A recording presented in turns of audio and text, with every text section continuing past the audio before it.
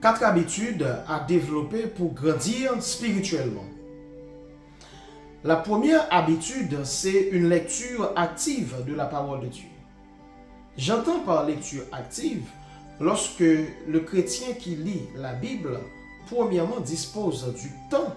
Ça veut dire, ne lit pas la Bible avec empressement, dispose du temps pour méditer, du temps pour lire les textes les uns après les autres, et également poser des questions pour savoir est-ce que dans ce passage, est-ce que c'est une promesse, est-ce que c'est un jugement, est-ce que c'est un avertissement, est-ce que c'est une prophétie qui doit s'accomplir dans le temps? En réalité, que dit ce texte? Est-ce que c'est un texte historique? Est-ce que c'est un texte prophétique? Est-ce que c'est un texte poétique? Est-ce que c'est une épître? Est-ce que c'est un évangile? Donc, c'est important de se situer à travers le texte qu'on est en train de lire parce que ça va aider à la compréhension. Pourquoi? Parce que lorsque nous lisons la Bible, nous devons la lire en tant que la parole de Dieu. Si c'est la parole de Dieu, nous devons prêter attention à ce que Dieu a à nous dire. Normalement, lorsque quelqu'un travaille dans une entreprise et le supérieur parle, son chef hiérarchique parle, cette personne doit prêter attention aux instructions que donne son supérieur hiérarchique pour l'exécuter pendant la journée, pendant la semaine, pendant la période de travail. Donc c'est exactement cette même attention, cette même présupposition avec laquelle nous devons nous rapprocher de la parole de Dieu lorsque nous allons la lire. C'est pourquoi nous ne devons pas la lire avec empressement, nous devons disposer du temps.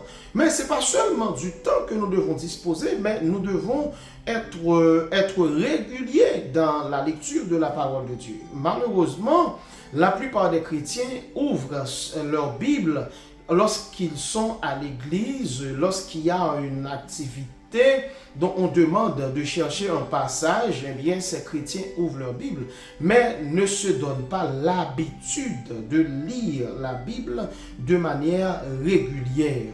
Donc, si tu veux grandir spirituellement, il faut se donner cette habitude. C'est une habitude qu'il faut se donner. La deuxième habitude qu'il faut développer, c'est une prière constante. C'est développer la persévérance dans la prière. Cela veut dire que le chrétien doit prier tous les matins, tout le soir et au milieu de la journée, chaque fois que l'occasion se fait sentir. Donc certains prient occasionnellement, et alors que d'autres prient lorsqu'ils ont tout tenté et que rien ne marche. À ce moment-là, ils pensent qu'il y a un Dieu à qui il faut frapper la porte. Donc malheureusement, ces gens des personnes se servent de Dieu comme une roue de secours. Pourtant, la prière qui se connecte à Dieu doit être le premier réflexe du chrétien qui veut grandir en Christ.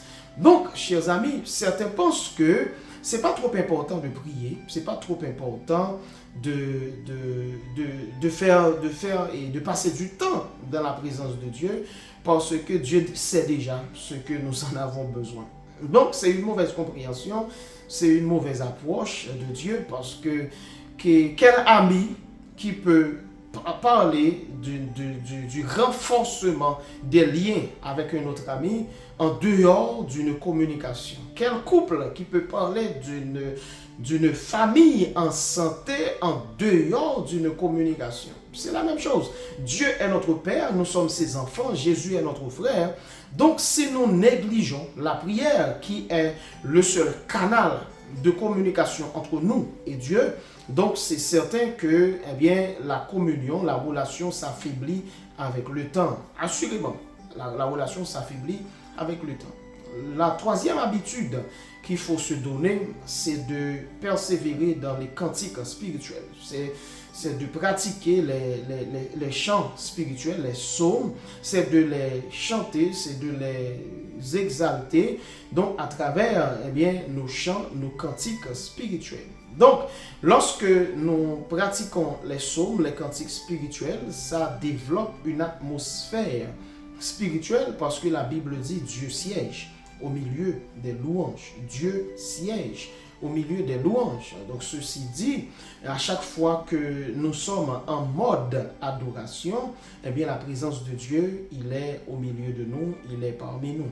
Et c'est pourquoi lorsque le chrétien veut grandir, au lieu de se plaindre, il faut compter les bienfaits de Dieu à travers les cantiques. Il faut compter les bénédictions de Dieu à travers les psaumes, à travers les chants, parce que Dieu a déjà tout fait, il a même trop fait. Donc, au lieu de se plaindre pour une voiture, au lieu de se plaindre pour une maison, eh bien, il est préférable de le louer à travers ses bienfaits et pour ses bienfaits. Donc, la quatrième et dernière raison pour laquelle nous devons pratiquer, c'est les bonnes fréquentations. Le chrétien doit travailler sur sa fréquentation. Pourquoi? Parce que les personnes qui ne partagent pas les mêmes valeurs que nous, même quand nous pouvons prétendre être forts, eh bien, finiront à coup sûr par nous influencer, et la plupart du temps, dans la mauvaise direction. Parce que ces personnes-là, en étant en leur compagnie, ils parlent mal de Dieu, ils critiquent la parole de Dieu, ils blasphèment. Tout ce qu'ils font, c'est pour vous décourager à servir Dieu parce que, ils sont ennemis de Dieu. Donc, conséquemment, avec le temps, tu finis par succomber à leur tentation, à cette mauvaise fréquentation. C'est pourquoi il est important que le chrétien veille absolument sur ses fréquentations, sur son environnement immédiat, avec qui tu passes plus de temps, parce que ces personnes avec qui tu passes ton temps finiront par t'influencer à coup sûr. Donc, chers amis, je vous invite à développer ces habitudes, je vous invite à pratiquer ces éléments-là qui peuvent vraiment vous aider à grandir en Christ. Que Dieu vous bénisse richement et abondamment.